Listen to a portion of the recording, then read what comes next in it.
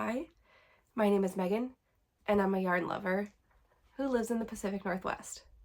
I live just north of Seattle with my husband, Mike, my daughter, Theo, and our dog, Winter, plus my mom, Cindy. And this is a Naughty Mess Knitting podcast.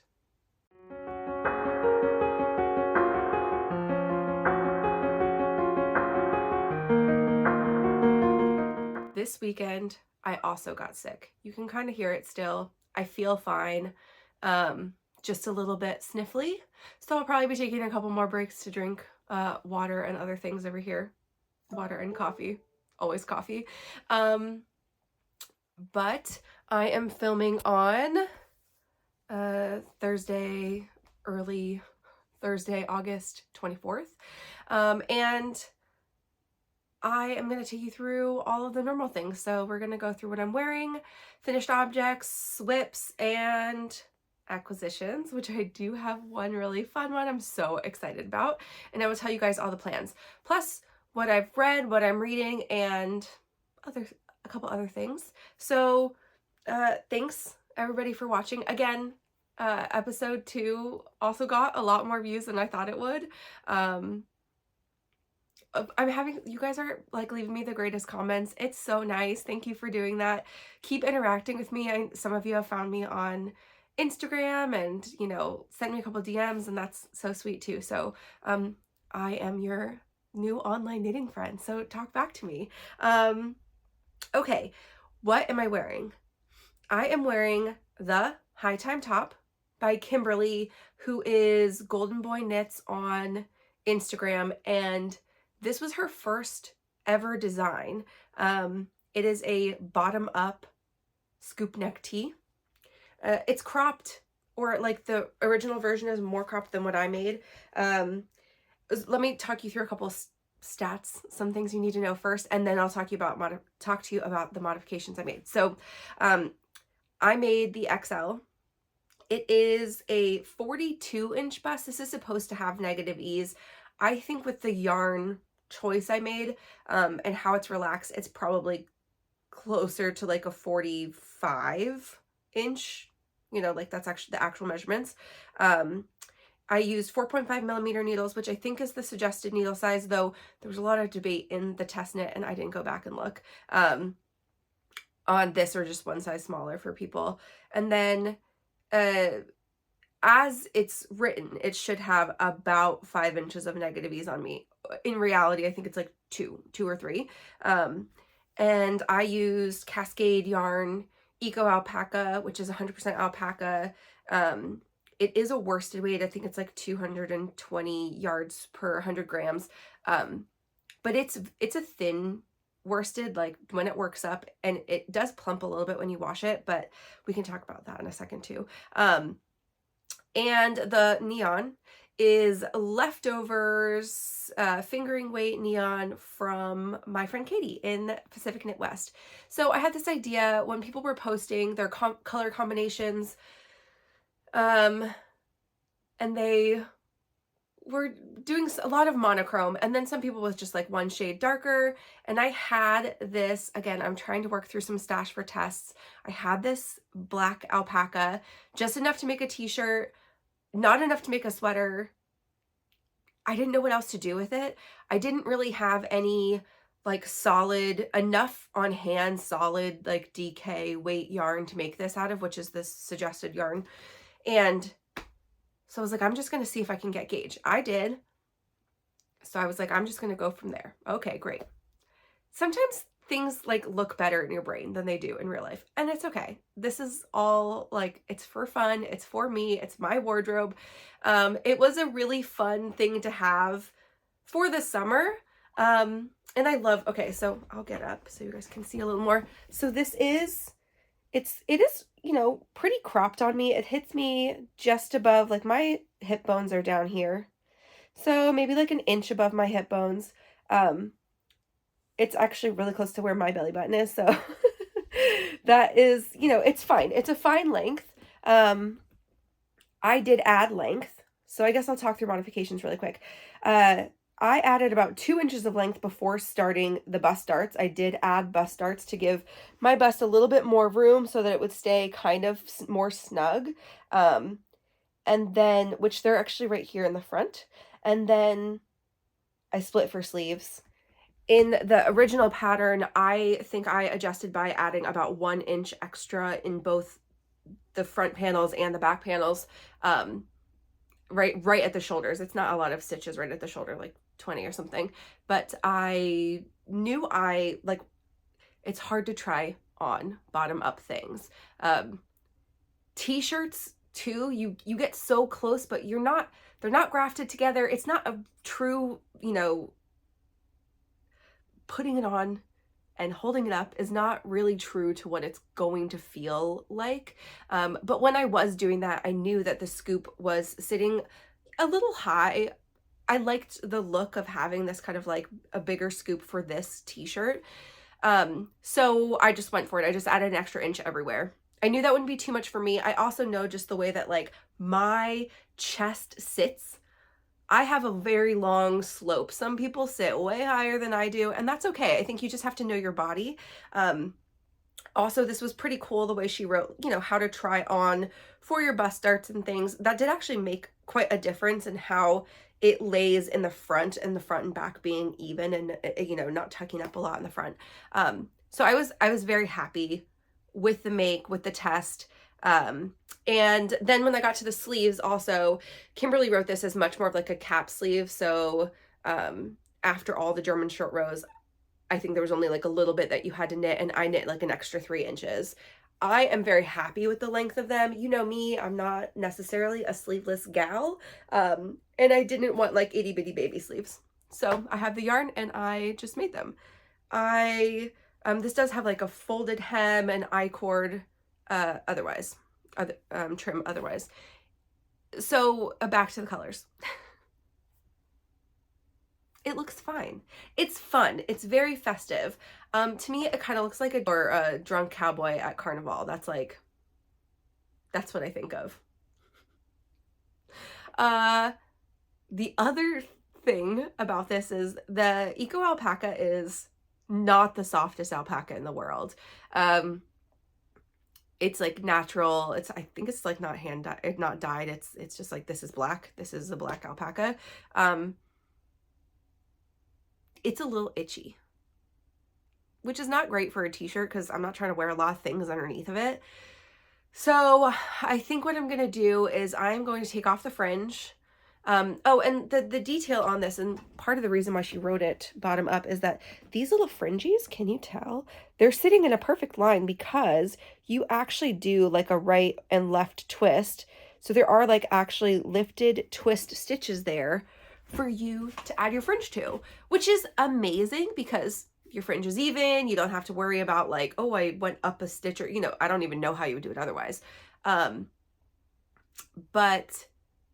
it does make it easy to like change it out. You can just, yoink all these guys off, which there's a lot of them. But you can just take them off and then you can change out whatever color you want. So I don't know what I'm going to do. I think probably something like all one color of something fun, or black or gray. I'm not really sure. This just is not like something that I think, oh, I'm going to go put that on for a Zoom meeting. I mean, I should. That'd be pretty funny. But, excuse me. But I also just need to handle the itchiness of this. So there's a couple things you can do to soften your knits. I haven't really done it with alpaca. Alpaca is like, I think, a little more sensitive than wool. Like to a harsh wash. So I've heard things like dish soap actually can help with like blooming the fiber a little bit more, so it doesn't have like some of those long pieces that just like poke you. Vinegar is supposed to soften certain wools and other things. Just soaking it for a little bit longer and doing a wash, I'm not really sure. I will think about it a little bit more. I don't want to put this in timeout because I don't want it to be like all the way next summer and then I pull it out and it still has this on and hasn't been washed or, like really treated washed. and I'm just annoyed again. So I will handle that probably this week and figure out what I want to do to change it. Okay, so that's what I'm wearing. So, I mean, the concept of this is amazing. I actually want to make another one, and I think I want to make like a brighter colored one. I don't really know what. I actually couldn't remember what I got this yellow yarn for, but I think that it was for another high time because Kimberleigh's handle Golden Boy Knits, everything she makes is like yellow gold, you know, colored. And both of her versions of like a goldish color are so fun. Should I wear a yellow shirt? That remains to be seen. Will I do it anyway? Yeah, obviously. What do I care? But let's see, anything else to go over for this? No, I don't think so. So this is my high time top. It's a great pattern. Go get it. I think that she also came out with this very fun bandana, which you can totally wear in your hair, but also so your pet can match you. And it has the same, like a little V on it. I should have made one for winter, but making her something black and thinking that it'll stay black for even like 1 second would be idiocy. So maybe with my lighter colored one, I'll make her a matching one. And it is one that I've thought about making in like just an acrylic yarn for the baby because she would like get a total kick out of playing with these little fringies. So on to finished objects. I have none. It was a weekend of me sleeping a lot. I read a lot, actually. I did not feel well enough to sit up in bed and knit for like an entire day. I think I knit a little bit on Sunday night and it made me tired. And then I took Monday off to recoup just because I hadn't slept super great and I was still like dealing with a lot of congestion. And I knit up a storm then, but it doesn't really make up for like 2 other days of no knitting. So I'm just like a little bit behind, but I'm still okay on all my test knits and my deadlines. So no finished object. But I didn't really expect to have one this week because I have like I had big things kind of in progress and midway, not at the end. So let's go over whips. Our first is going to be the big one, the one that's closest to being done, that needs to be done very soon. It's our Allie sweater light. Okay, still gorgeous. That's good. No change there. I just love it. It's so cute. What am I doing here? Okay, I'm pulling it weird. It's just so cute. So I have done a sleeve. I actually did sew in on my ends. They're just still there because again, I sew in ends, then I block, then I cut. Do you want me to tell you why? And here's another sleeve. So 2 sleeves done, you guys. This is so exciting. They fit really great. They're actually not as long as I thought that they would be. I made them exactly to pattern, which I don't often do for sleeves. I feel like I usually want some sort of adjustment. I mean, it's the easiest thing. You have like the least amount of stitches for the whole sweater where you can like play with the fit you really want. But this one, since this is roomier on me, the sleeves were really roomy, which is different. I don't often have that problem, especially with something color work, but yeah, really roomy at the top where they start, you know, mid bicep, and down, and the decreases she wrote, I thought it would be too long.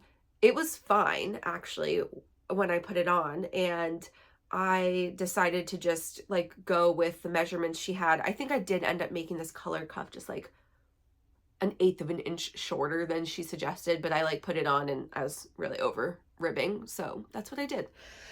Okay, as a reminder for anyone who's new, this is the Allie Sweater Light Test Knit from Sarah Opie, who is sknits on Instagram. This is the light version, the fingering version of her very popular Allie's sweater, which is DK. This is due September 1st, which includes pictures, it being blocked, measurements, and notes. I'm doing fine. I have 6. That's not how math works. I have 8 days, because that's next Friday. And I will definitely be done and blocked for next episode. So done. Hopefully pictures done too. So I made the size 5, which is a 52-inch bust. It does call for, I think, like 6 to 8 inches of positive E, something like that. I think that's right. For me, this is 5-ish inches. I don't love to be, this is something I found out. There are some sweater designs I certainly want to be oversized, but being an extra large, I don't like always gravitate towards humongous, boxy, gigantic sweaters. Like people who are an extra small look so adorable in that. To me, it like on me personally, I feel a little bit frumpier depending on the design. There are definitely some oversized sweaters I'm like, yes, need all the extra, like that's what I'm here for. And then there's lots of things where if it's like, oh, 6 to 8 inches, I just cut a couple off of that, and that's, you know, where I feel like I would be most comfortable.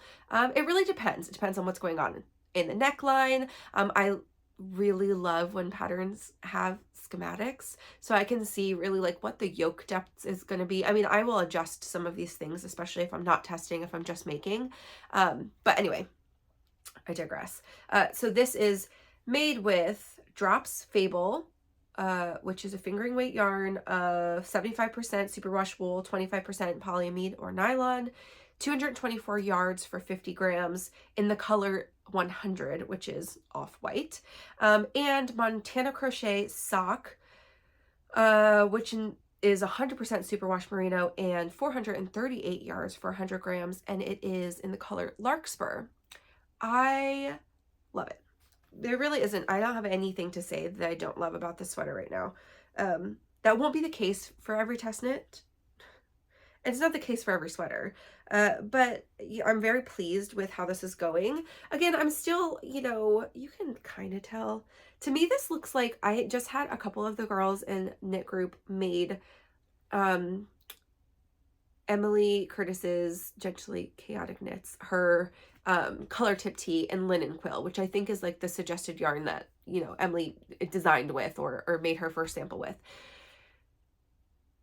It's giving me like those vibes, even though there's not thick and thin in the yarn, just like the way that it's, I keep saying this word, which is maybe right, not right, I'm going to use it, like toothier. Just meaning that like when I'm doing stitches, it doesn't have that super silky, like 100% superwash merino where like if you just stretch it a little bit, all those stitches will like even out and beautiful. These have like teeny tiny fibers that are making them appear a little bit more uneven. I have been knitting this at my desk a lot, so like I'm not necessarily paying super close attention to my tension. I've been knitting for a long time. I don't often look at every stitch when I'm knitting, just simple stockinette. So, you know, it is what it is. It's not super noticeable and doesn't look terrible. I'm just hoping when I wash it, the yarn plumps a little bit, and then I can like kind of, especially this whole white section down here, just like tug a little bit and get those stitches to look a little bit more even. Before I put this away, let me show you where I was last time. So I almost forgot, but I have I'm going to show this every time because it makes me so happy. My little flock marker. I don't know if you could see that because I had to get my face out of the way, but that is about 3.5 inches or so in the body that I added, and both sleeves. This is, I had started this sleeve like that, maybe like 3-ish inches. So this is my other little marker, and I will move them and then we will see, because I will be done. I must be done. There's really no option on this one. So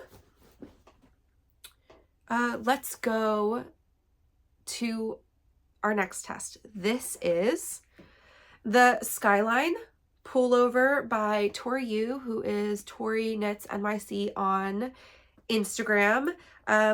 This is a saddle shoulder construction top down pullover. It is So cute. And has this fun ribbing on the saddle shoulder, and it goes all the way down the sleeve. So I last time did have both of them cast on both of these little panels because they are the same. And you can kind of see, boop, don't pick up my face. Okay, there it was, just about, I don't know, an inch and a tiny bit in. And I was the same on both of them, and these are both done. So they're not super long actually, which makes sense because it's your shoulder. This is a little bit more of a close fitting neck line. I am going to start, if I can, not all of my test knits come with like really great done photos. Sometimes the designer is still in their first sample, but this one I will put like a little picture of what it's going to be, so you can imagine along. But this is the very beginning. So this is not due until October something, middle of October. So I have time. I am not rushing on it. I'm going to enjoy the process of this, but I will join the panels this week and start my German short rows. So this is constructed just these little panels. These have to go on separate holders because you'll pick up for sleeves on the end of them. But basically this guy just whoop over here, and then I will connect across the back, cast on some extra stitches, who knows how many, and then just do, I think you do, like, obviously you can do what you want, but after the German short rows, I'll probably do the whole back panel, and then I'll start on the neck shaping so I can get a pretty good estimation of where it fits. So the details. This is the size 5, which is a 54-inch bust.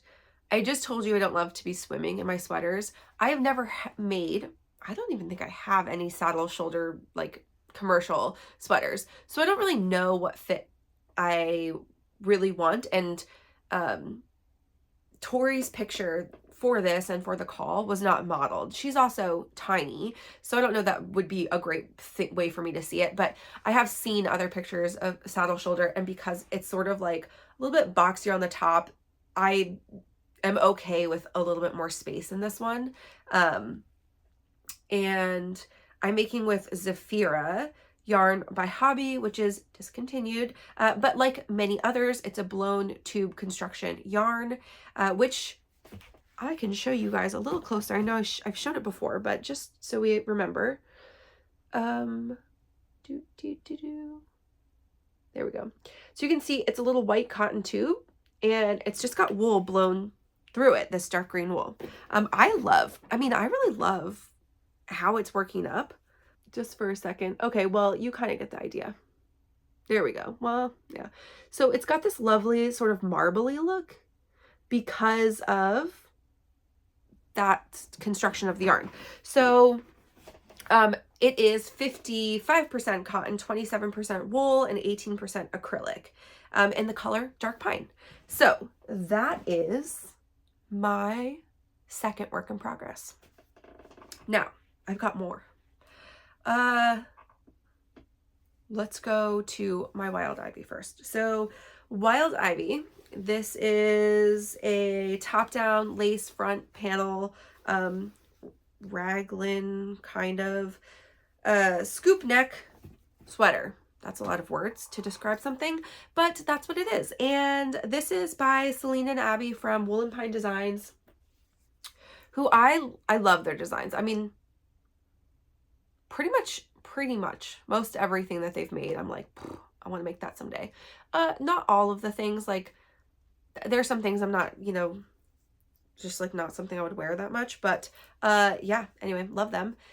This is where I am. So last time I had finished the scoop neck, which is not blocked, and so it's not sitting as nice as it will, but it does look beautiful.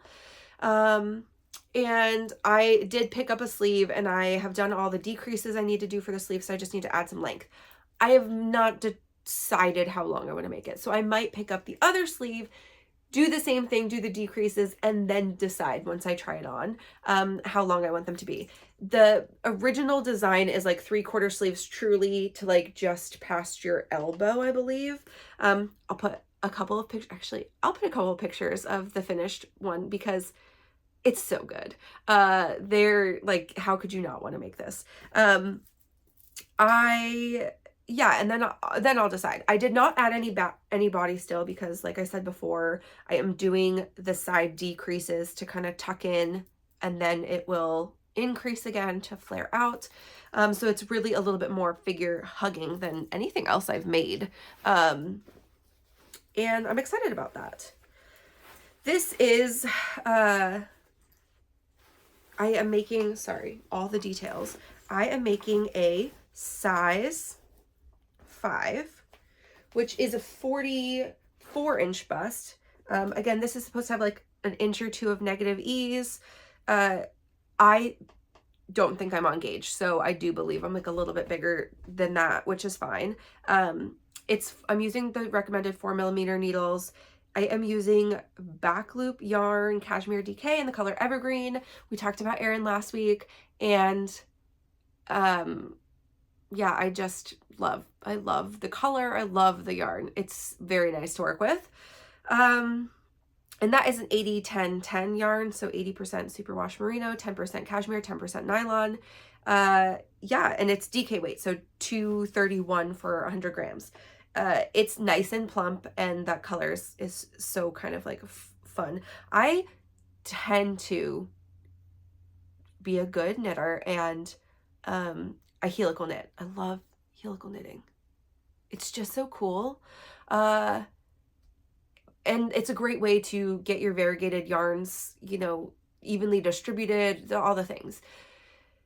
I was helical knitting in that, and then I realized like between skeins, there's really not a lot of I mean, there's a lot of watercolor variation, but like the tone of it is so similar.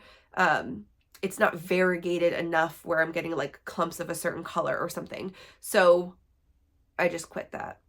I was like, let's make my life a little bit easier. So next thing, I am making socks. So this is my new socks. I ripped out the other ones we talked about last week, was not happy with them. I'm gonna be honest, I just don't know if I love this color. I like the idea of this color. Like a light colored sock would not bother me. And I've looked at the ones that are finished so far on the Farmer Daughters Fibers. That's what this sock is again. Sock Squad like messaging boards on Ravelry. You can post your finished object pictures, and that's like you get entered monthly to win like a gift certificate or something. I looked at people's finished socks and I liked them. In 2.5 inches, I'm not like loving the color. Maybe it's the combination, but I like looked at other makers and they had things that looked good, so that were kind of similar. Anyway, so what I decided to make instead is a sock pattern called the Harvest Socks, and they are from Carly Perrins, who is Northwoods Knit Co on Instagram.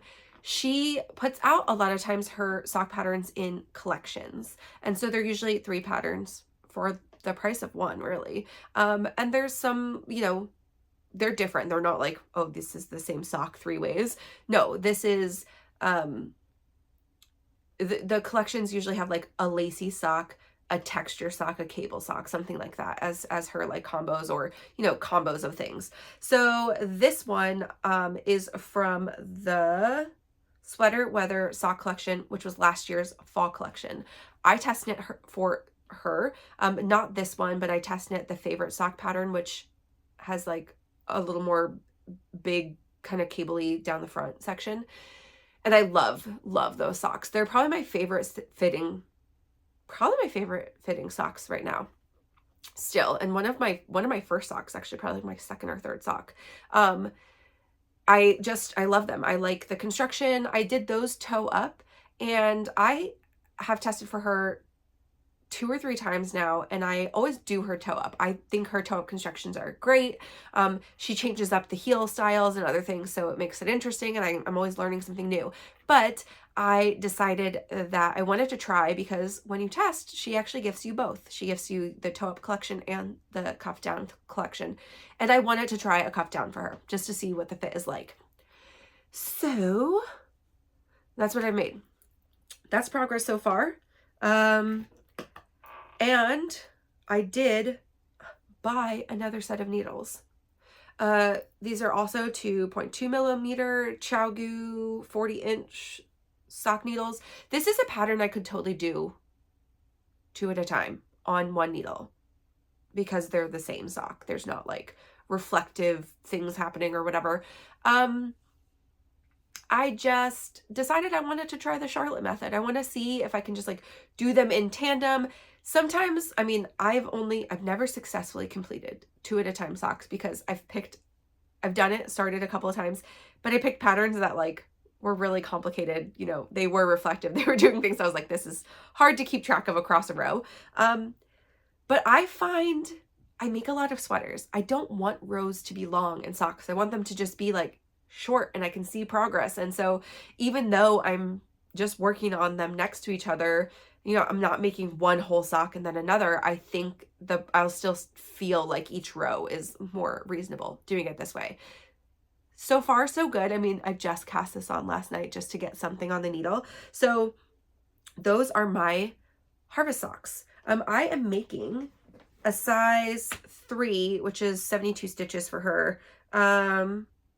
What else? These are, again, this is the Farmer's Daughter Fibers August Sock Squad colorway, which is Yucca. I did look it up. Yucca the flower, not Yucca the root. 2 different words. And this is for Rocky Mountain Purls, and that is their BFL Superwash sock base, which is 400 yards for 100 grams, 80% Superwash BFL, 20% nylon, and it's a 2-ply, and I really love, I made one other socks with this yarn, and I really love like the texture, the finished product, the fabric that it creates. So I'm excited to get them done, even though I'm not sold on the color right now. It's maybe just not my preference, but I did not like, again, Sock Squad was my husband's birthday present to me. Thank you, Mike. But I didn't like promise I would make socks every month, but I want to keep learning more sock techniques and figuring out what I like. I have never made a vanilla sock. I will eventually, because I actually have a really great way up here. Oh, it's not in frame. I don't want to pull it out because it's crazy. But I have a self-striping sock, just one yarn that I bought from a D-stash, and I love the colors. So I really want to make that. And I think that'll be my first vanilla sock. I don't want to just stockinette a tube. I like texture. I like playing with like a little bit of lace work and doing some fun things. So it's just been, you know, really for me to use up some of the sock patterns I have, to try and test new things. I got the line of 52 weeks of socks. By no means am I going to make all of them, but I definitely want to try some of the different constructions that are in there. They've got lots of different heels, different things going on. Yeah, so anyway, those are my socks. I do also need those to be done early in the month of September, like within the first couple of days, so that I can enter them in the thing. I mean, that's the other thing, is I knew there were a lot of people that posted finished objects in January, and I was like, I'm gonna stick this out and I'm gonna see if I can keep posting. I just want to see like how many people are posting finished objects each month, and it certainly has decreased. So that's pretty fun. Just to try to be like, I'm just sticking it out. I'm going to do it. I'm going to finish them. And who doesn't love more socks? So, what do I have next? Let's talk about the staple tee. So I did cast on. I did my gauge swatch. I did pick new yarn. I showed you the gauge I had made last week with that Malabrigo Silky Merino, the reddy, I don't know, burgundy color. I wasn't feeling inspired by it. I wasn't feeling inspired by my yarn, period. I wanted to do a solid color just to like make it easier in my life. But you know what? And I didn't want to do fingering because I have a lot of projects going. But you just can't tell my creative part of my brain what to do. And once I really started thinking about what would make me happy, what would I actually want in my closet, I decided I am doing a fingering weight sweater and I am doing stripes. Well, it's all right. So I did a gauge swatch for this and I will show it because it will show you sort of what my color pattern may look like. Don't hold me to that. We'll see as it progresses, but I made a collar. It does look very little, but this is supposed to be rather close fitting. I'll put a picture again of Jeanette in her staple tee. And this is also like on a little needle, so it's definitely not as tight as that, but it is supposed to, fit rather high. I asked in the test knit if I could like make the neck lower. But looking at more of the testers' finished objects, there are some people that are done. I really like the vibe of this. This is not, it's very much a crew neck t-shirt, a close fitting crew neck t-shirt. It's something different. I don't have one of these in my closet, so I figured why not? Let's just go with the intentions of the pattern. Also, because this pattern is a little more complicated, I didn't want to just do a lot of extra math. And I only have a couple weeks to get it done. So all of those factors mean I am just going. This is some yarn, in all of this is stash yarn. And actually what got me excited is I pulled this little bin out, and I'm going to do a yarn walkthrough at the end of this episode, but I pulled this little bin out where this yarn was, and I had gotten this for a test knit last summer. I got it like 2 options. This is Hobbii Rainbow Sock Yarn, which is a 4-ply superwash yarn that's 75% superwash virgin wool, 25% polyamide or nylon. It's 229 yards for 50 grams. And I got it for like a stripy tee last summer. And I got like a couple of color combinations. I actually ended up not using any of the rainbow yarn that I got. Not because it wasn't fine colors, but just because maybe I used one skein of blue or something. But I ended up finding something in my stash that was a little bit more perfect for the knit. And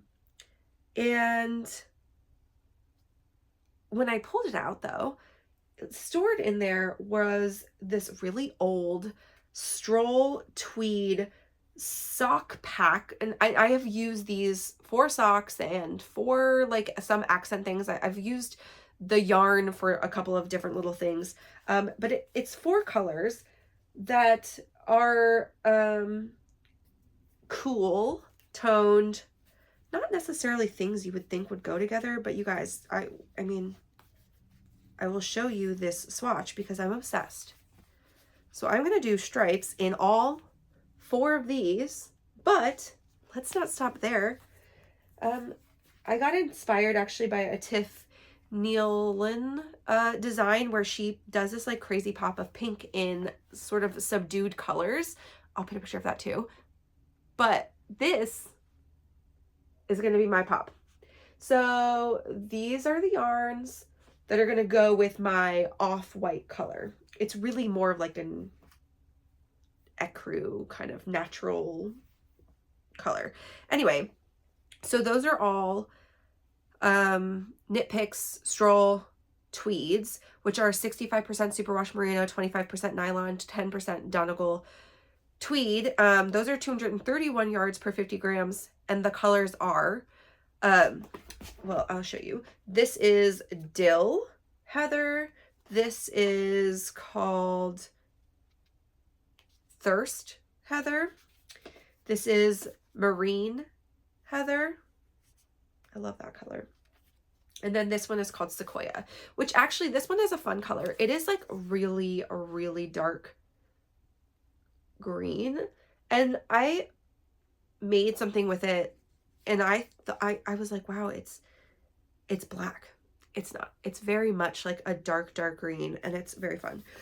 So, they play really nice, like that tweed plays really nice with the kind of tanny color of the main color. And I'm super excited. I don't know what this orange is. This was in a de-stash purchase that was like a bunch of random fingering weight yarns. That's, I'm pretty sure, what it was labeled as. And they were mostly all full skeins, and I was like, sure, I'll take a couple. In some bright colors, so fun. I'm excited now. I feel more excited to knit this now that I did my little swatch. I was still not sure when I was swatching. I was like, I think this is a good idea, but it could have been like this. I mean, and quite frankly, a whole t-shirt of that is very different than like a swatch this big. Real different. I'm hoping I like it. You can also do stripes like 1,000 different ways. I get a little bit of like analysis paralysis when I'm picking some of my own things. I often would prefer to just like my toasted tea. I saw Kelly at her Coco Knits, her amazing version of the toasted tea, and I was like, that, but in a different color. I did pick that color for myself. This, doing all of the what you know, how deep stripes, how often, what order, do I do random, how do I incorporate the orange? There's like many pieces to this. I did kind of come up with my first idea, and I think I've stuck with it. So we shall see once we start going if that's what I decide to keep doing. But with all this scrap stuff, I should have enough to just get it done, which is exciting. And then, oh, and this one, let's talk a little bit more about it, because this is the one where it's any gauge, any yarn. So any yarn, any gauge, and any size. And you put them into this little calculator, and I'll pop a picture up of like the increase sheet, because that's one non-giveaway. That's inside this pattern. That's really cool. I'll do a blank increase sheet picture, but basically it's an auto calculator in the back, has a bunch of things coded in that you put in measurements and other things, and it pops you out a pattern. And the pattern's already written. It pops you out like little filled in numbers. So how many stitches to cast on, what your increase plan should be. And then what Gina includes is, because you're not necessarily for this, depending on, you know, your gauge, it's just so much more fluid. It's not trying to fit your knitting into a box. It's trying to give your knitting a place to shine, like your gauge, what your selection of yarn, etc. She gives you just like a blank, you just may be increasing your sleeves and your body in a different cadence, which I will be doing actually for mine. And she gives you, it does pre-populate it for you, but I'll show you the blank one. These increased charts. So every row is labeled the row, and then your body and your sleeve, and do you increase or do you just knit that row for each of those sections. It sounds confusing. It's really not. You know, anyone who's made a top-down raglan, it's often like you increase every other row till you get to however many total stitches you need, and then you separate your sleeves and you join your body and continue.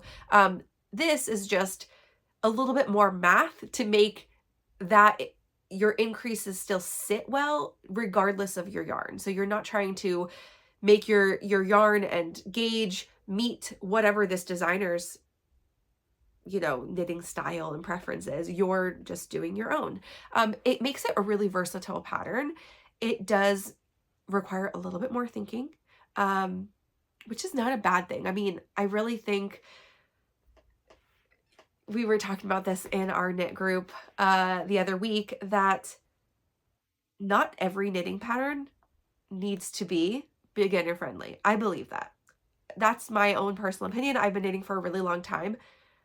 I'm glad there are so many beginner-friendly designs. That's amazing. That means anybody who's knit nothing could theoretically jump in and knit this. I mean, it is like reading another language. I mean, there's like a lot of terminology, there's a lot of abbreviations, all of that kind of stuff you have to get to, but there are a lot of patterns where they spell out exactly what you're doing throughout the pattern. This one does. I mean, for sure. She put in tons of details of why are we doing this and all of that. But, you know, there are some advanced techniques. There are some, you know, other pieces of designing that just sometimes they're complicated and it creates a beautiful finished project, and it just can't be your first knit, and that's okay. That's something for you to work towards. European designers, especially that just have very sparse patterns, you know, they give you like just simple maybe stitch counts, and you know how to get to that part because you learn from your mom or your grandma. My mom's never made a sweater. She knits squares. It's not a huge help to me to figure out how to make a sweater. So I am, yeah, glad there's lots of beginner knitting patterns, but also I don't think they all have to be. That actually brings me to my next one, because this one is definitely written with a lot of instruction, but it is going to be a little more complicated. Just switching lace patterns and some other, like, the way that she did the charting, and this is interesting. So this is the Whitmore pullover, and I'm making this in the Woolberry, oh, so pretty, color I Smell Snow, in their Suri, which is their old Suri 328 yards per 50 gram skein, and their natural, which is 100% non-superwash, 20.5 micron merino. And this is 400 yards for 100 grams. So I am so excited that I cast this on, because I just need to get going. This is how far I am. Y'all, I have, can you see a little bit? Whoop, whoop. A collar, and then a million little stitch markers. So I have 29 that are plain. They're all the same color, and then I have one that's my beginning of round. And this is for my best friend, whose birthday is in September, and I'm kind of hoping that I can be done close-ish to her birthday. She lives in Pennsylvania. It's probably not going to be super fall weather by the end of September, so an early October present is fine, but I do want to get it done. I'll read through all the patterns. This is a size 4, which is like a small, because this one has 9 or 11 sizes. There's a lot of sizes, and they do cover a good a bust range, but because it is oversized, I actually like this. She has enough smaller sizes that a smaller person wouldn't be totally drowning. And so I am making a small, I believe. And yeah, that is all of the works in progress, which, I mean, it felt like a lot. There was a lot of them. Well, a lot of things started. 2 collars is not a lot, but collars are annoying. The first one was folded. The staple tee is folded, so that also felt like it took forever. And there's a lot of, it's a lot of ribbing.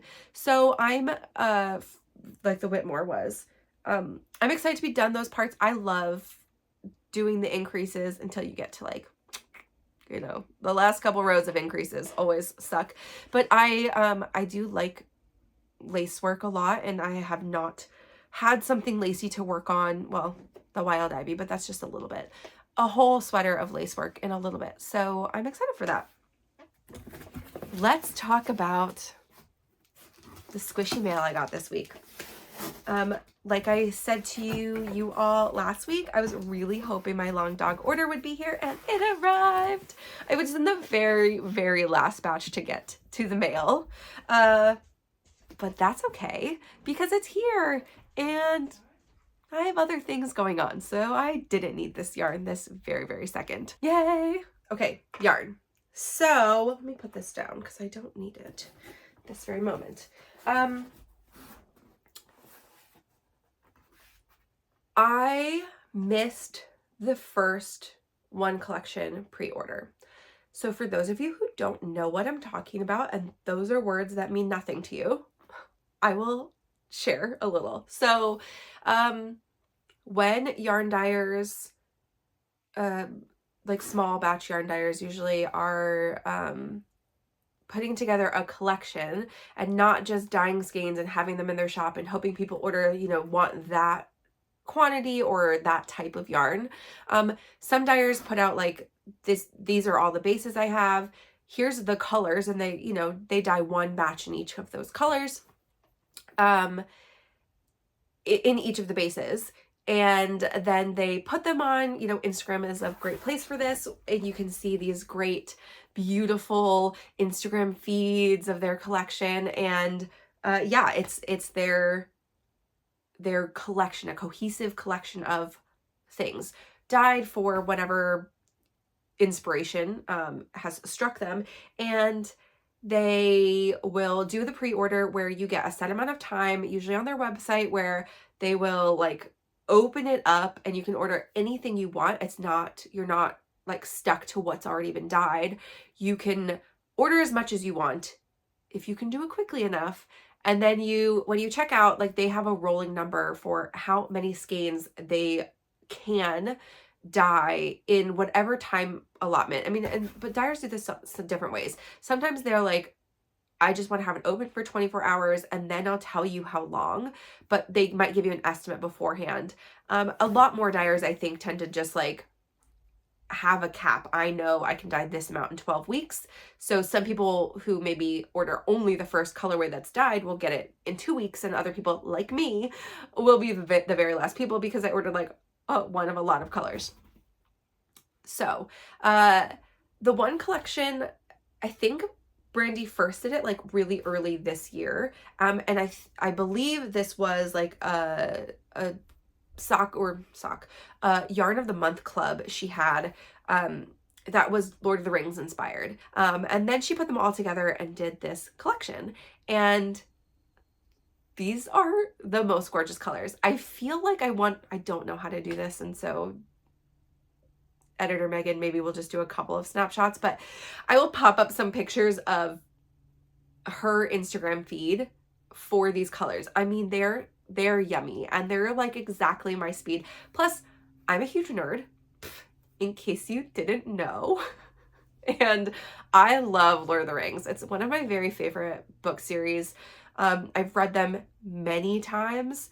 I saw the first movie like sometime my freshman year of high school, I think.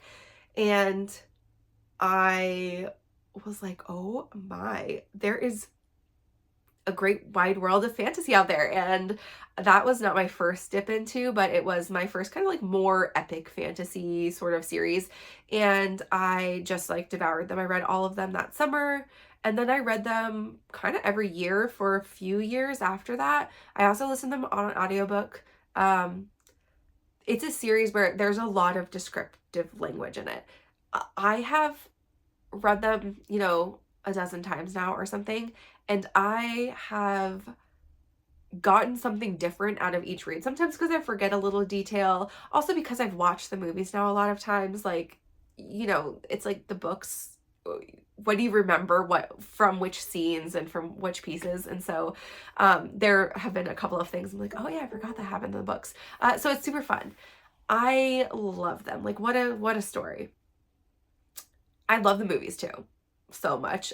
That's actually something my husband and I do every winter, is an extended edition rewatch. Not all in one weekend. We'll usually like carve out a few weeks where we'll decide to like do one a week, or maybe sometimes closer together.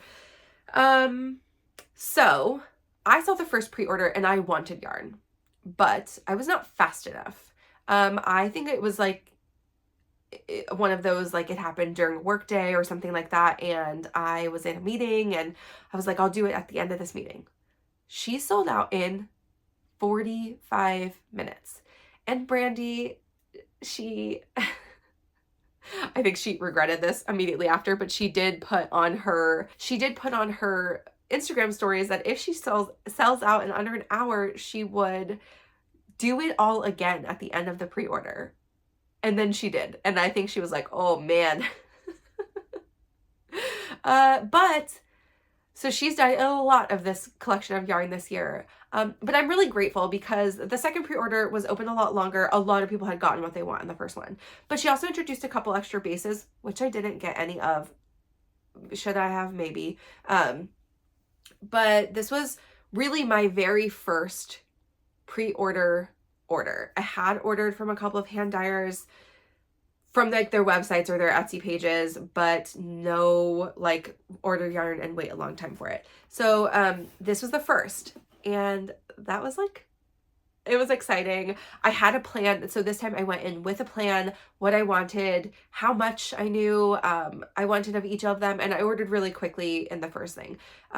It was then open for a few days and I was debating on going back, but I'm glad I didn't. I got 3 sweater quantities, and I will talk you through what they'll be.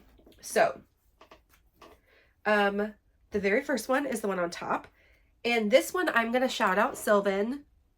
I was pretty new to the knitting group at this point, and I had like mentioned that I was going to buy from this collection, and Sylvan was like, I you know, like asked my plans, and then at one point I was like, I might need color help, and she was like, oh, I'm here for that, which is why you have knitting friends. So I knew I had wanted to make a sorrel sweater, like the one that I made as a sample. I had maybe just started that sample, or no, probably not even started it yet, but I knew I was going to make it. Anyway, I knew I wanted kind of deeper colors, and Brandy had so many gorgeous like blues, bluey greens in this collection, but there wasn't 4 I really wanted all together. Plus I knew I had like some green and other blue sweaters like in the mix for this year, so I wanted something a little bit different. So here's what I went with. I will show you them one at a time, and then I will show you them together. So this is, I think, gonna be the top, though I might swatch it and then just, we'll see what I like more. This is Pippin, which is this gorgeous teal color. Oh, so pretty, tonal. This is called Lothlorien, which I really, really love this color. I kind of wanted this color specifically on every base for every sweater I make ever again, but I decided to branch out. This is called the Riders of Rohan. Oh, so pretty. The speckles.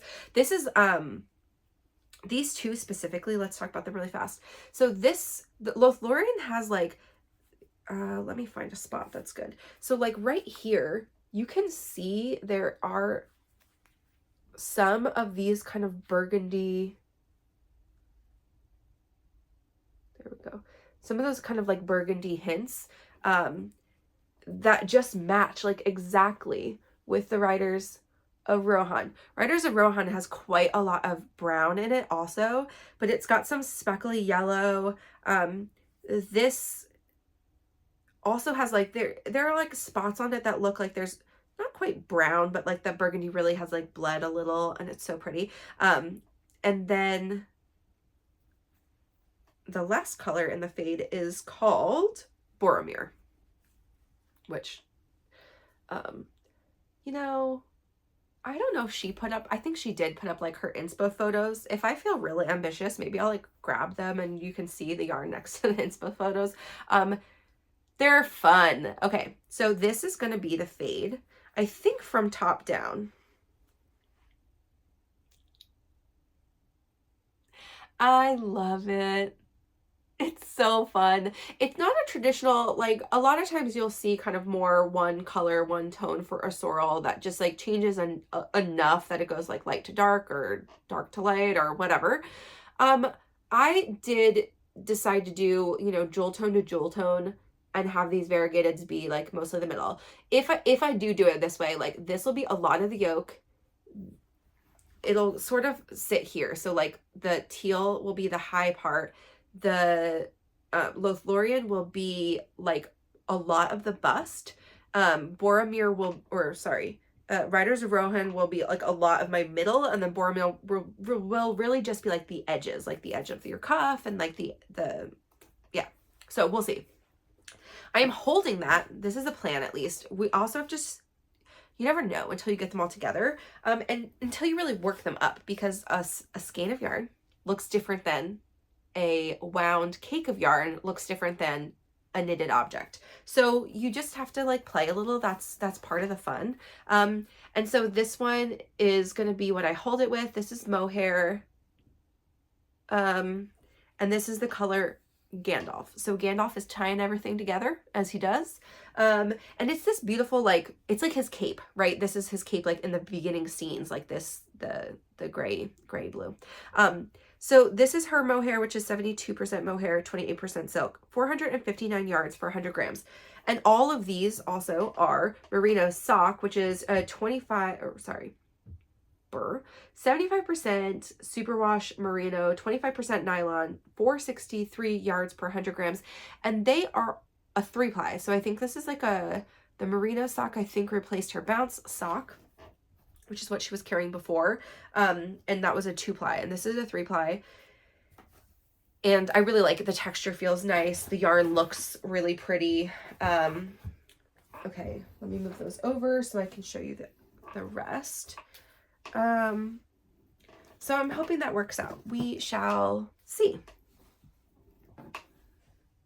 And I have 4 skeins of Gandalf because I won't actually need, now that I made a sorrel, I probably could have gotten away, even in my size. No, I might like I need the tiniest bit of those 4th skeins, like if I'd used all of them. But knowing what I know now, if you really are trying to do separate color fades, you don't want to have to just finish out the skein, because you have to blend those.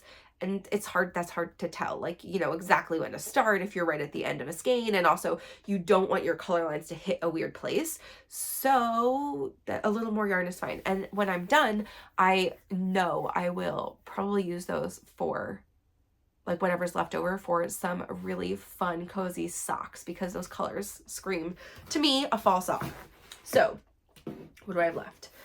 I want to make, this next one is because I want to make a stripes sweater by Andrea Mowry, which is a top-down circular yoke striped sweater. I mean, really any circular yoke sweater could just become a striped sweater, but I did purchase this pattern from her birthday sale, and I knew I wanted to do it because I like the way that the stripes look in circular rather than like in raglan where they kind of have like a square thing. I also like the look of raglan stripes. This particular one, I was like, ooh, let me just try it. I love knitting striped things, which is kind of why I think I decided to do that for the staple tee, because I was lacking mojo. There's something about when you're knitting something that's just knit forever stockinette, you know, no other details, it can get a little bit boring. But when you're adding stripes, even though you're doing the same thing, but you're doing 10 rows of one color and 10 rows of another, it's so fun because you're seeing it change over time. I think that's why. So, the very first, also, did you guys check out these labels? Let me show you on this one because it's so good. She like, I don't know if she looked this up. Boop, boop. It's kind of reflecting, so it's not really picking it up, but it's got this fun little like the script that's on the one ring. And it's called One Collection to Rule Them All. This color, by the way, is called Samwise and is perfect for Sam. I love it. It's nice. These are all, by the way, Merino Sport, which is 100% superwash merino, 328 yards for 100 grams. This is also a 3-ply. So Brandy, I know, loves a 3-ply. Sorry, more water. Break. Okay, so this is Samwise. Oh, what I was saying about this is a 3-ply yarn also, and I know Brandy really loves a 3-ply yarn. I've worked with a 3-ply a couple of times. I believe her. I mean, it's somewhere between that, like, really, like, I don't know, you can tell there's a twist in a 4-ply, but it looks a lot different than a 2-ply yarn. And this is very much kind of in the middle. So this, I have 6 colors. I think I'm going to use them all. We shall see. Okay, so next color is Aragorn. Oh, it's such a good, that's like such a good Strider color. It's so good. It's got like a little bit of gray in it almost, but it's like a gray brown tonal. Then I have Legolas, which, you know, as a young little teenager, obviously, you know, that was my favorite dude. He was my favorite dude. As a grown person watching these movies again, I really get the Viggo Mortensen appeal. Okay. This is Gimli. Which is just such a good Gimli color. I mean, like, this is his beard all through and through. And then I've got Mary.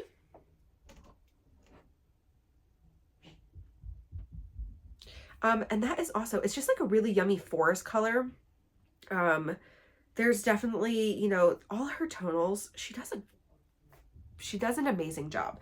So the last one is called The Light of Arendelle, and this is a really beautiful bluey white. So I think the best way to describe this, maybe I'll try to find a picture, but she had put a picture up somewhere of like what the bear yarn looks like and then what the Light of Arendelle looks like. It is really pretty. It's like very kind of like a true white. Will it pick up there? But it doesn't have that like yellow cast that like a bear yarn typically has. So, or like a natural yarn. You can kind of see here even, this is a natural color, which is got that kind of like, just the undertone is a little different. So I wanted, when I was buying these, I mean, I wanted these kind of like earthy tone colors together, but I definitely wanted the Legolas, Gimli, and Aragorn colors because like they're my favorite little trio as they're like running across the plains in the second book.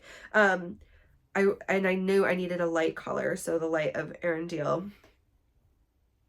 Something on here, hold on. I needed to help give this some color, and then I just love Samwise and Mary thrown in there, so they are so lovely all together. And I'm gonna make a stripes out of that, and I'm really excited for it. I don't know what order I'm gonna make them in. I'm gonna swatch maybe, or I'll just go for it and see what I like, and that sounds a little more likely. Okay, I got one more sweater. So I've got a sorrel, a stripes, and then my last sweater is going to be actually a little undetermined. I got enough yarn to make a home sweater by Cagery. That's a V-neck, DK weight. I think it's like intended to be like a fingering and mohair or some sort of fluff held together. Super cozy, a little bit oversized. Yeah, beautiful sweater. I really wanted this yarn in particular though. And so I was trying to find a sweater for it. I may change my mind. Also, I might get like a little knit influence. Our Pacific Knit West has been talking about doing some match along, you know, matchy makes, just because that's always fun to do. It's also sometimes fun to just like be working on the same thing as your friends, like just, you know, like Tessa knitting is solidarity. You know, and if you have questions or fit questions or other things, it's nice if other people like know that pattern. But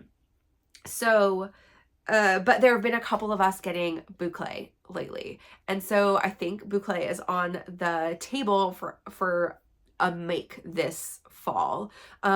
Whether we just all make something in boucle, maybe what happens. I have enough yarn to make the home.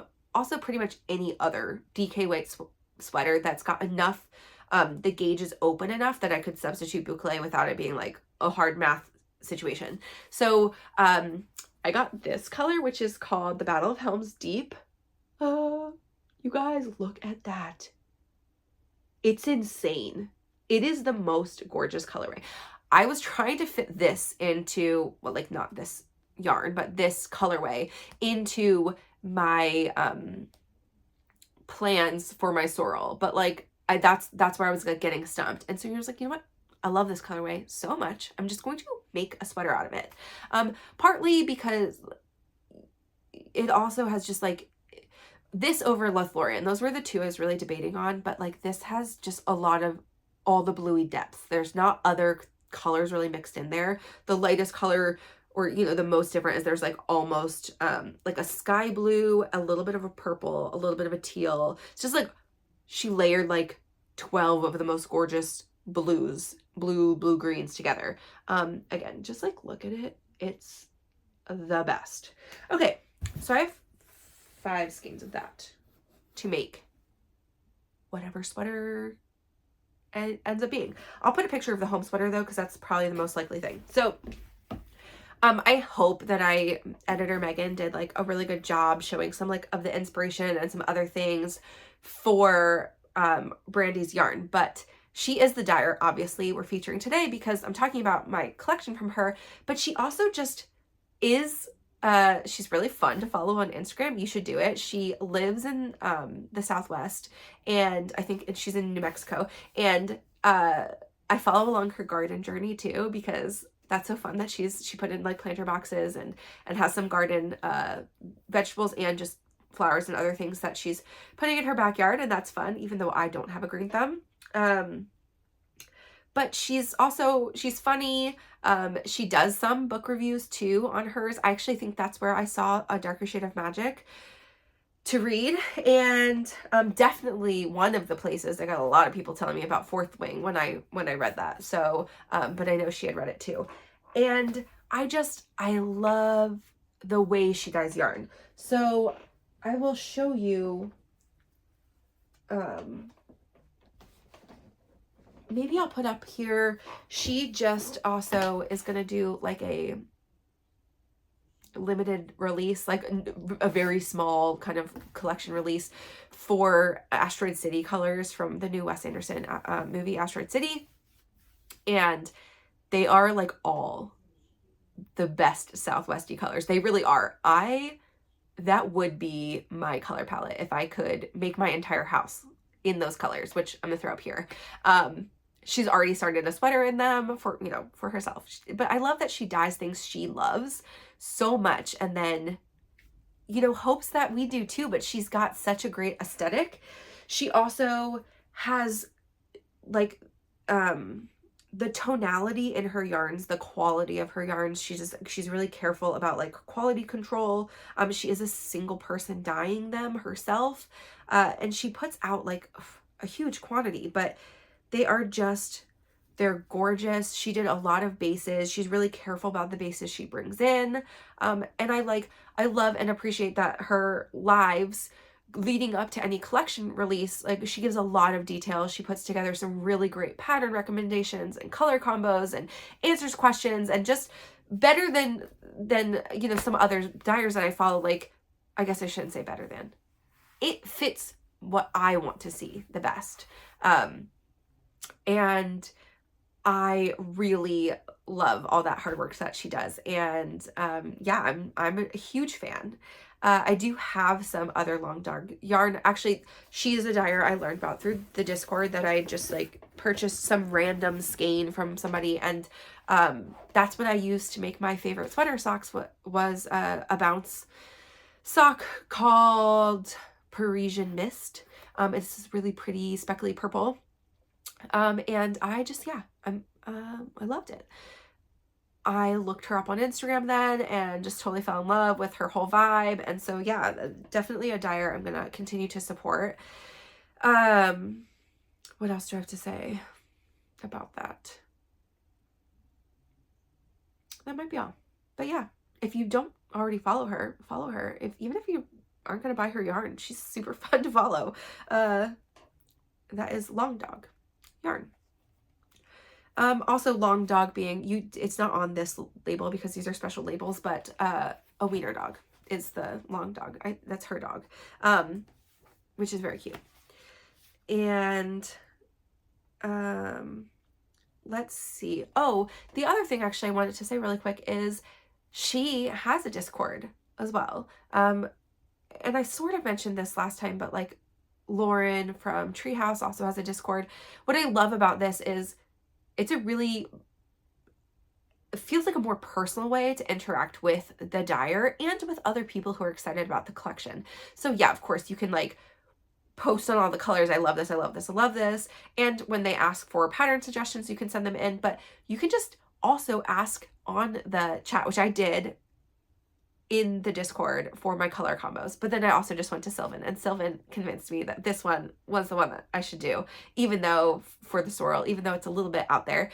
And the Discord, though, had like tons of people the days leading up to the second release, because I wasn't in it for the first one, was not prepared enough, had a lot of people posting pattern recommendations. Some people who had bought from the first collection but decided they needed more of something, or they missed a color that they ended up really loving how it was looking for what other people were making. There were people who were not going to order for the second collection but were posting, you know, the yarn that they already have in hand, what it looks like up as they're working on projects, which is so fun. So you can really dye over some of these colors in boucle. That's what we ended up doing. And then Brandy was answering questions, and that was really fun. It felt so much more personal of a buying experience than just a face you see on Instagram who has this wonderful aesthetic and, you know, feels kind of unattainable or whatever. These are just people who are making the things. And Brandy's not like that. She's super down to earth. And her stories are often super funny. And she just like chats with us about her plants and bugs and yarn. And it's fun. So I'm going to go through what I'm reading first. And then I'm going to do a little bit of a yarn tour. So somebody asked me in the comments to show my office, what does the rest of this look like, not just this little corner right here. So I took a little video. I will walk you around my room. I'll even show you the craft closet. And yeah, it's a short little clip. But I'll do that in a second because I want to tell you what I'm reading. This was a busy week for reading because I wasn't knitting as much because I didn't feel good. So I finished many things. I finished The Rogue Crown by A.K. Mulford, which is book number 3 of 5 Crowns of Oakrith. Here's my little blurb of what this is. The young generation of Fae are coming in to shake up the courts after some terrible misruling by a racist a-hole. It's a pretty good synopsis. Book 3 was good. It was the one that I had like stalled out on. It follows Bree, who is featured in the first 2 books, and her kind of fighting against her fate and the Western Crown. I liked it. I liked it a lot. It was a good read. Very pleasant. Okay. I will read the other. I think there's one other available, but it was on my Libby, and then it was on Kindle Unlimited, and then this one is back on Libby, not on Kindle Unlimited, and so I just have to wait for it to be ready, which is fine. Sorry, the dog wanted to come in. Winter, do you want to come visit?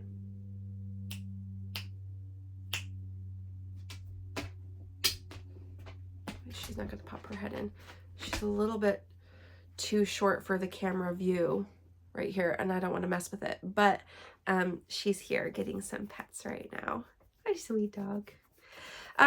Okay, so the second book I finished was Out on a Limb by Hannah Bonam-Young, which is just such a sweet story about finding love and confidence for a woman with a malformed hand, and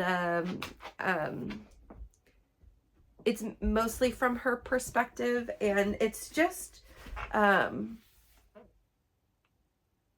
it's such a sweet story. I was a little like, it didn't necessarily follow every part of like a regular romance story where I thought there was gonna be like some big crisis. I was waiting for it. This was just much sweeter than that. There's still some spice. I'd call it like a good 2.5 pepper, 3 pepper. The scenes were, the love scenes were good. The build up, the relationship, it was so nice. I really enjoyed it. So those were both Kindle reads for me because I was just like laying in bed this weekend. I also listened to a book and finished it called, this one I picked up and read like start to finish. I don't know, maybe on Sunday I was like listening to it, or even Monday, I'm not sure. But I saw that it was out and available, and I was like, oh, I'm just gonna read this. And I was not in the mood to finish A Darker Shade of Magic, which is the other audiobook I was listening to.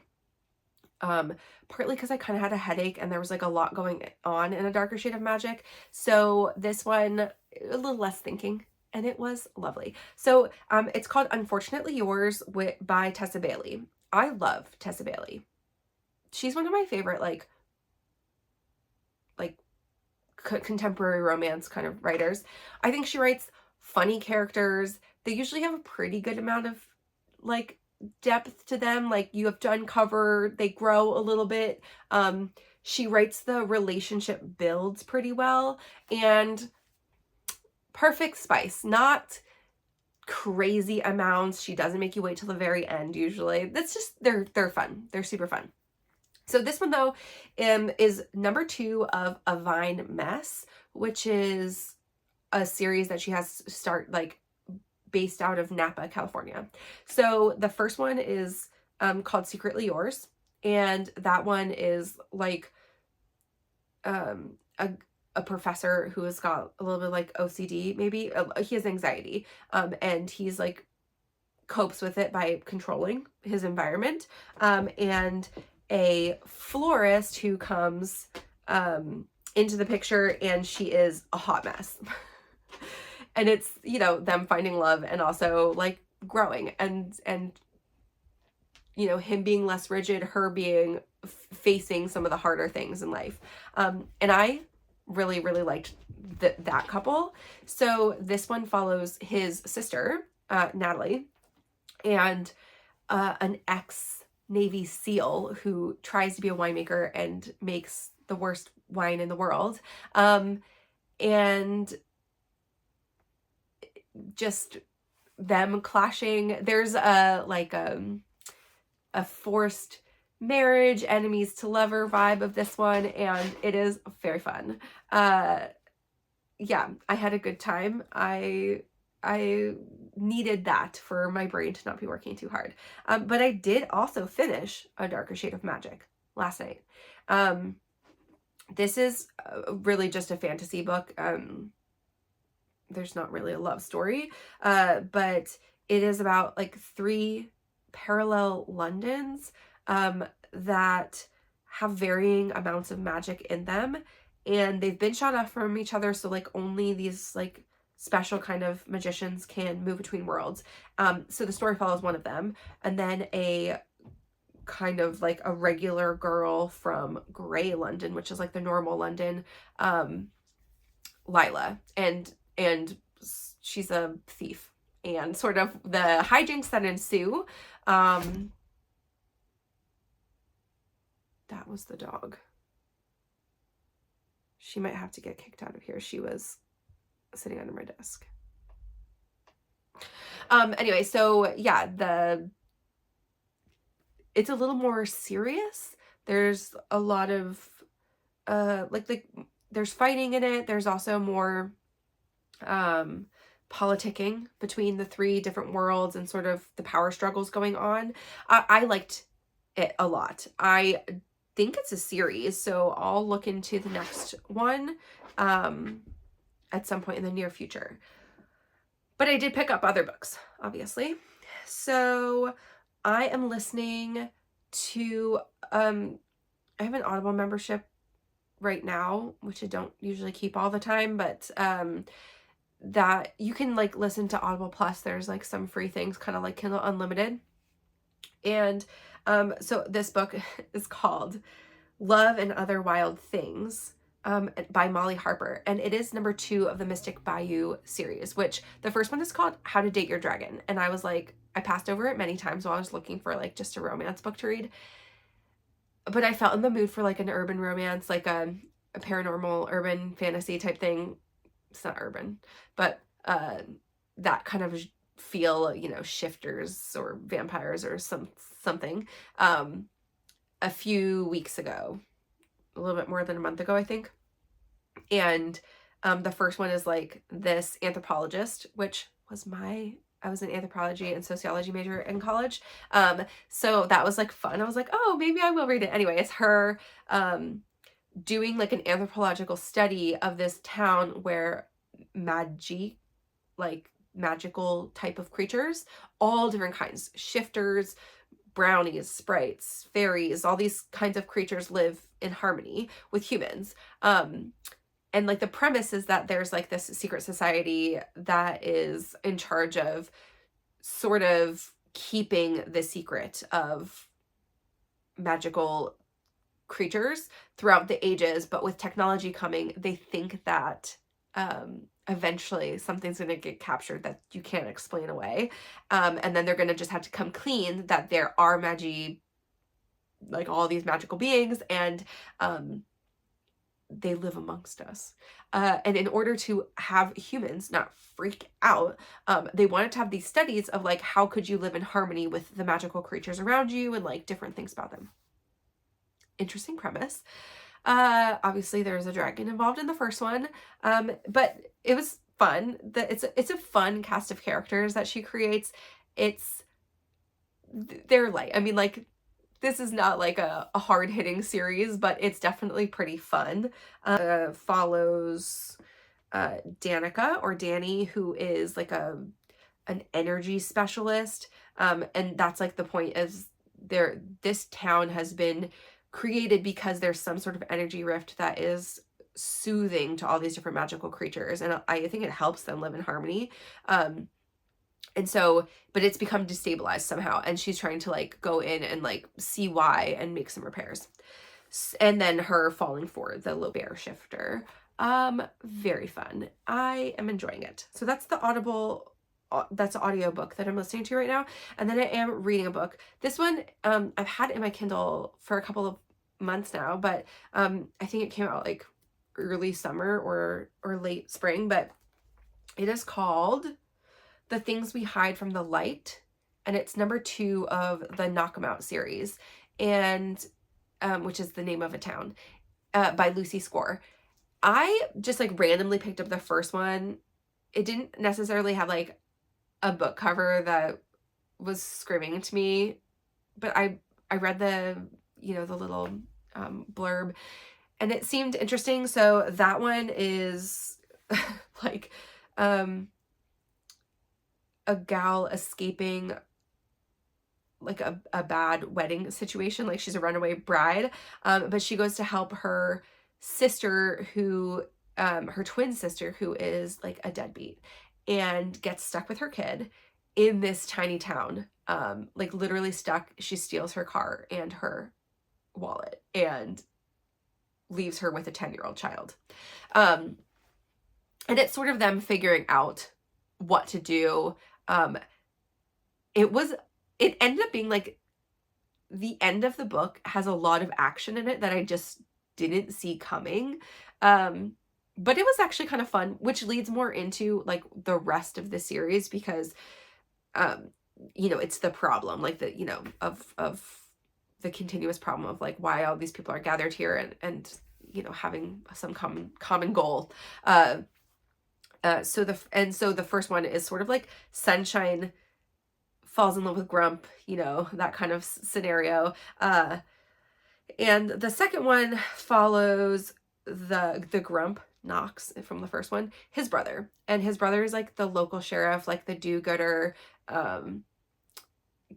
golden boy kind of guy who recently had a near-death experience. And so it's like him kind of losing it and then falling for, you know, someone he shouldn't, which is his brother's very brief ex-girlfriend from college, but like longtime friend who doesn't do commitment. So as you can imagine, more things are getting discovered about this like big plot that I did not see coming. And also like pretty good sexual tension happening. I like it. It's nice. It's fun. I mean, I really do enjoy her writing. So like, yeah, I've so far been liking it. Okay. Those are all the books. That's a lot of books. So and I just saw this, and this is just in case you didn't see it. Amazon Prime, I didn't even know this was coming, which like maybe I've been living under a rock. Very, very possible. But on Amazon Prime, Red, White, and Royal Blue just came out. And if you guys don't know, that this was Casey McQuiston's first book, and I loved it. I read it a couple of years ago. I'm going to watch that this weekend. And that's just like a PSA. You should probably watch that too. It's hard. I don't love so many book adaptations, but this one, the cast is good. I think that they're going to do a good job. Even if it doesn't follow exactly plot, I think they're going to get like the heart of it, which that's what matters. So,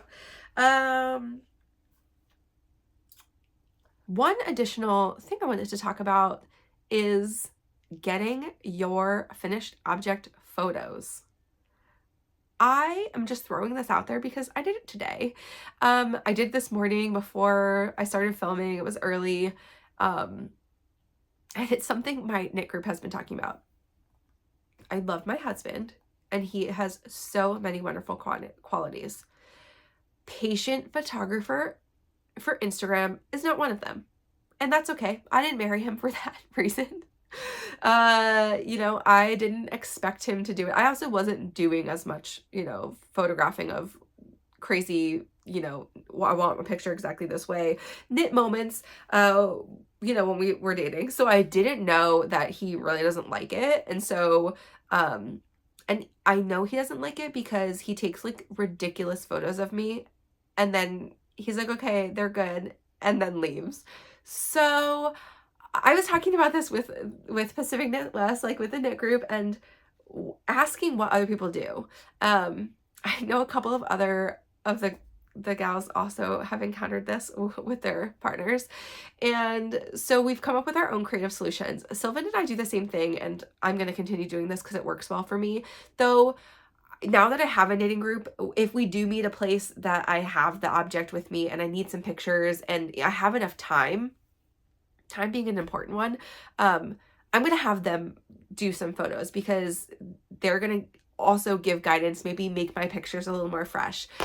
But for a lot of my finished object photos, especially when I'm making sweaters, like I want like, you know, my torso and up, not a whole body, not from very far away, but also, I was doing some like this kind of shot, which is fine. It is cute for some of the sweaters, but I decided I really do like kind of like a more full body thing. So I have this tripod, which is what I'm using for filming. Also what I use, and I just take this contraption outside my house, put it on our little deck, and I shoot pictures.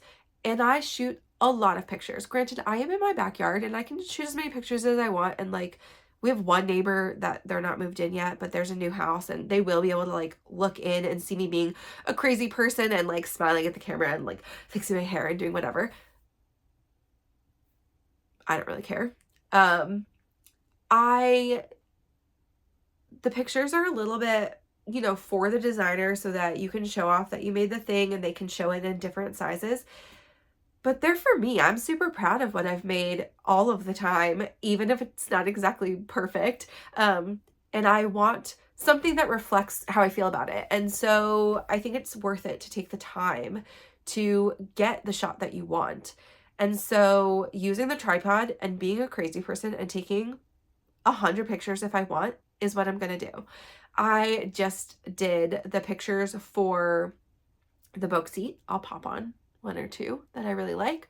And I actually decided to switch it up a little bit today and I went inside. We have this cozy green armchair in our front room that I was like, oh, I'm going to try to do a picture like pretending to read or something on this to bring it all together. I didn't look super closely through those. It's maybe not one that I'll use on Instagram, but I'll show you guys. I'll show you a couple of bloopers too. Like it takes a lot of pictures and it's okay.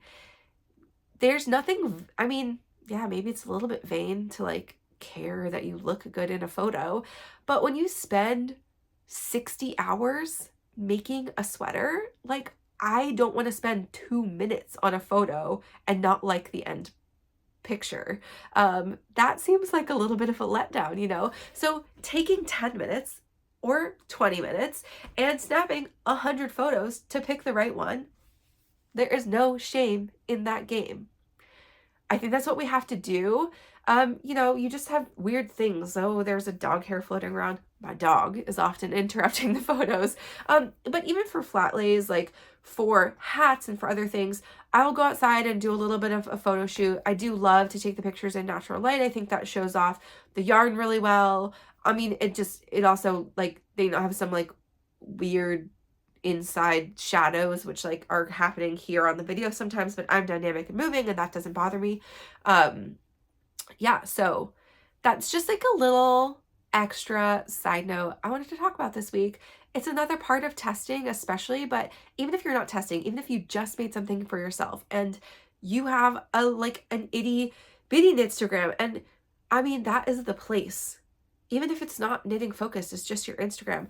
If this is your hobby and you are making these like gorgeous end products, take some pictures of them. You're gonna want them in the future. If you don't love taking pictures of yourself, I get that. It wasn't something I was super comfortable with a couple of years ago. I have since embraced a lot of self-love, but it is still something, even if you don't put it out in the world, do for yourself. Or I've been taking, like I took a couple of my sample photos. Those weren't my size, so I wasn't going to put them on, but hang it, get a nice wall, get some nice lighting, and still take your pictures with a little bit of time and focus to really celebrate how much work you put into it and enjoy your knits. So let's talk about my yarn stash a little bit and then we will be done for today. So I will put in right here what my yarn room looks like so you can kind of get the full effect. Okay, so here is my office, little tour. Got some yarn art, which used to be the only yarn behind my desk. And we have some fun, quirky little art around it. My diploma. And then this is the yarn wall in all its glory. which we will be talking about today. And here is my desk. I do obviously have some yarn hidden there. I have some little Totoros, and over here are those little row counters. Just some extra things I've been making on the side. And I do have a closet in here, so I'll open that, where I have more craft things.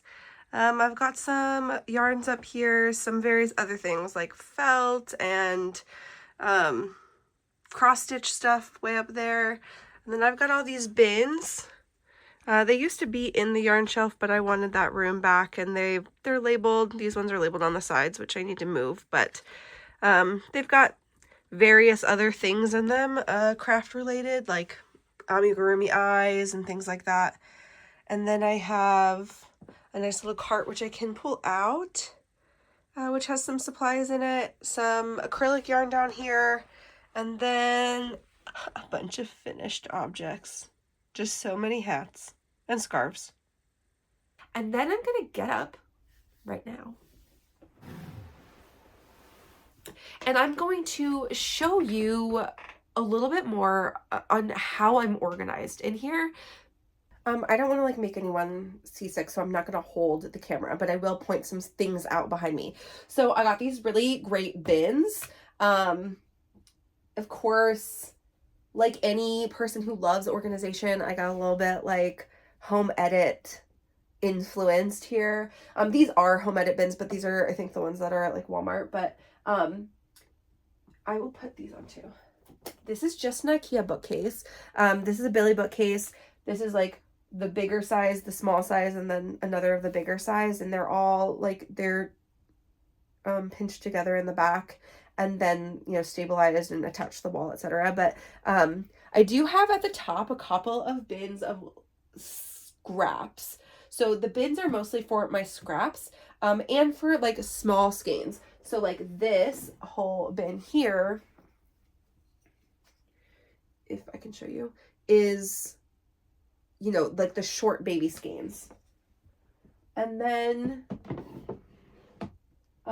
like these are all of my Rasta skeins, partials.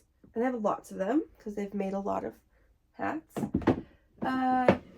They're not necessarily organized super well in the bins, but they are separated by weight mostly. Okay, so that's what's in some of these. So I've got like some sport weight, some sport and fingering weight of the like little skeins. They're also kind of by type or like what I would use them for, not necessarily by color. And then on this side over here, these are all fingering weight skeins, various things. So the far one is all minis. I got a big collection also from a D-stash of a Sorella, I think like a Christmas Sorella or just something like that. So there's like 30 of them that all kind of go together. And then I've got additional ones that I've gotten. And then other scrap like sock yarns that have been used. And then a few, like this was the bin that was my inspiration for, like, that's where the Hobbii rainbow yarn was. Okay. And then, even though these are little balls, because these are all sweater quantities, I did not put them inside of bins. I also only have so many bins. There's only so many shelves I can like rearrange. And I do rearrange them a lot because I like to play with my yarn. So this is, let's go across this way. So this over here is all sock weight yarn, and those are all tonals. So I decided recently to rearrange some of my sock yarns because it's the thing that is like now the biggest in my stash, and was the smallest for a really long time. And I, like, project wise, I thought that was an easier way to think, not just arranging color coordinated or something like that, or by twist, or there's so many ways that you can arrange whatever is like good for your brain. I do have these little lights I turned on up here. too. But some of them are also sorted by, you know, like sweater quantities are together. So we talked about my sprinkles yarn from Diamond Lane that I got at Flock. That's here. Like this is a sweater quantity or a t-shirt quantity. Like the t-shirt quantities are together. There's like 2 or 3 to 4 skeins together, a bunch of those in here. And then the single skeins are definitely sprinkled throughout, and they are just sort of in their color family ish, right? I wasn't super picky about how I was doing that. And then here, these are all my variegated colorways, also sort of by color family, right? So redsy, yellow, blues, and purples. I have a lot of purple grays. That's the variegated that draws me most. I do have some sweater quantities in here, especially on this side. So the things from Flock, I've got a gorgeous like coast to coast sweater quantity right here. Those Junie and Sai, 3 sweater quantity or t-shirt quantities of Explorer Knits now, and then some other just random amounts of other things. Up here is where you can see some more of the drops yarns that I got this spring. This one actually I'm so excited about. This is called Drops Nord. I haven't used this. I was just focusing on something else. I haven't used this one yet, and I'm excited. I got that to go with mohair to make a lento, and I am going to do that because I'm very excited about the color combination I dreamed up, and I hope it looks nice. So then I have some like various other, these are also tonal fingerings, but these are not as nice as those. I mean, that's a terrible thing, but they really are. Like these are, you know, these are just Cascade like fingering, like nothing, like they're not even, these are non-superwash actually. And then this is sort of the one column that either has things I've caked up and not used, caked up and used a little bit, or came caked, don't have a band.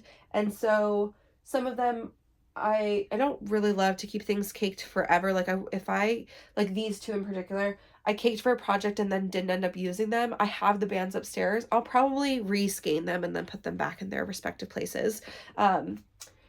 Okay, so moving down. Okay, we're back. So now you can see some more. So this is what you see right behind me. This is my Malabrigo shelf. It's not all of my Malabrigo by any means, but this is all my Rasta. Other than the scraps, there are some scraps here, like bigger cakes, you know, quantities here. And then I also have like Noventa Mecca, you know, those are up here too. And my Washted. I think like all of the single ply are here. Well, I also have some worsted down there, but then we talked about this before. I have like a bunch of whack yarn, some others that kind of just fit because they're also in balls are here. Below that, well, I'll show you when we go down another level, but there's more bulky over here. I don't knit in bulky as much as I did when I was buying these. Will I make these? Yes, I still love a hat in bulky. And my nieces and nephews are only getting bigger and like using things more, you know, to wrap up in. So it's going to be kind of probably more for them over the years and for Theo.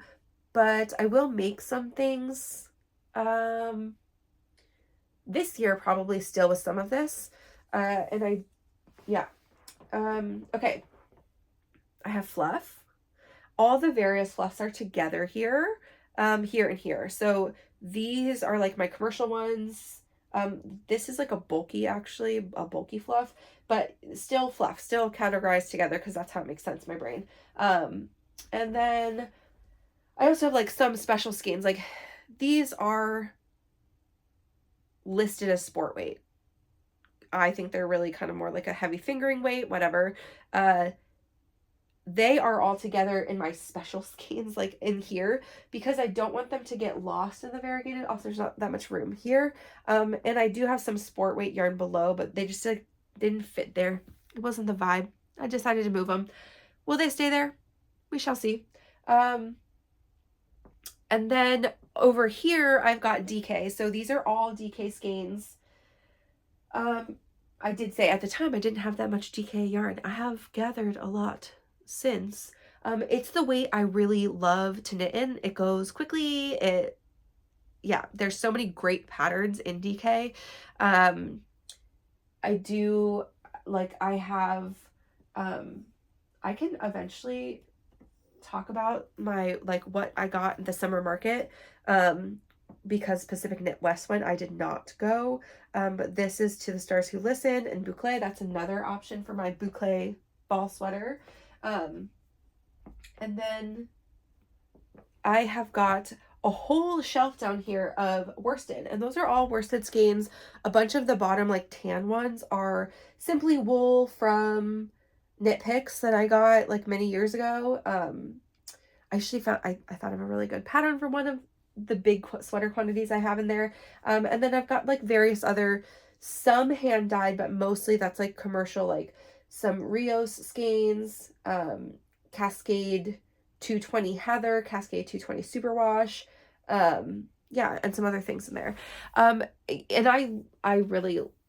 I love working with worsted also. I mean, like, a lot of things, I think those are pretty thin worsteds. Those are interchangeable. Okay, we're gonna adjust one more time.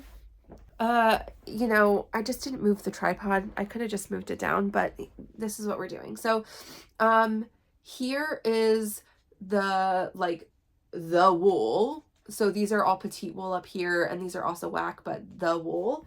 I have a couple of acrylic, Lion Brand, like, different yarns here, and then all of this is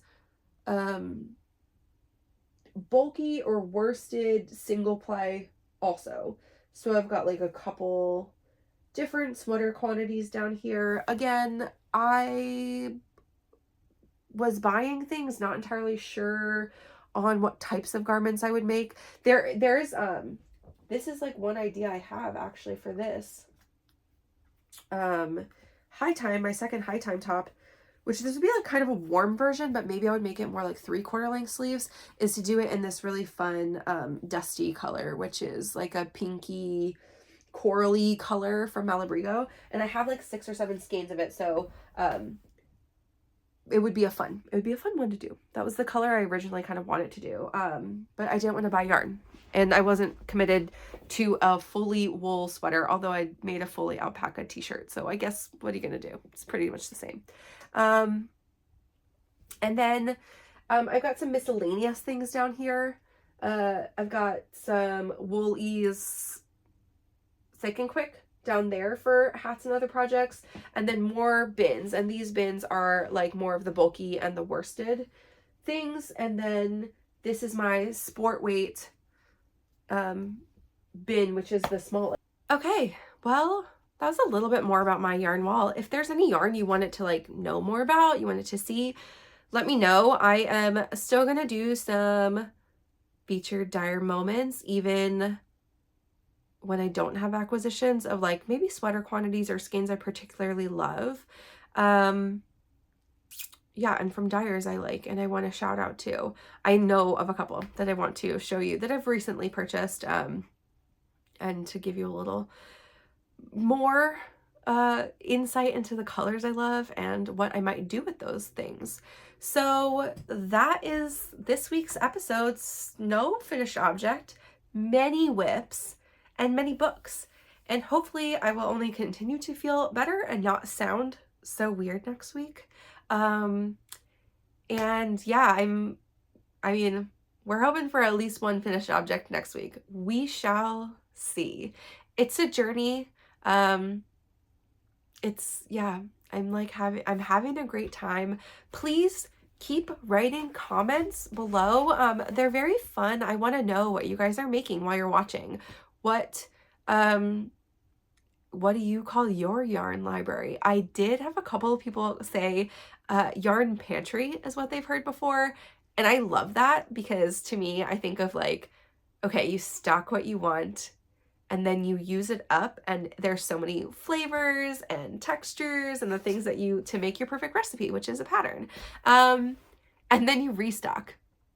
So it's a perfect analogy. But yeah, I mean, write write some comments. Tell me what you're making, what you're doing. Do you have fun fall plans? Do you want to match with us? You don't have to be in Pacific Knitwest. I'll tell you what we're making. It's the more the merrier. And let me know what you think about the added book format that I'm going to edit in here. And yeah, I think that is all for this week. Happy making. Find me on Instagram at A Naughty Mess. Comment below, like and subscribe if you had a good time hanging out with me. I will see you next week. Bye.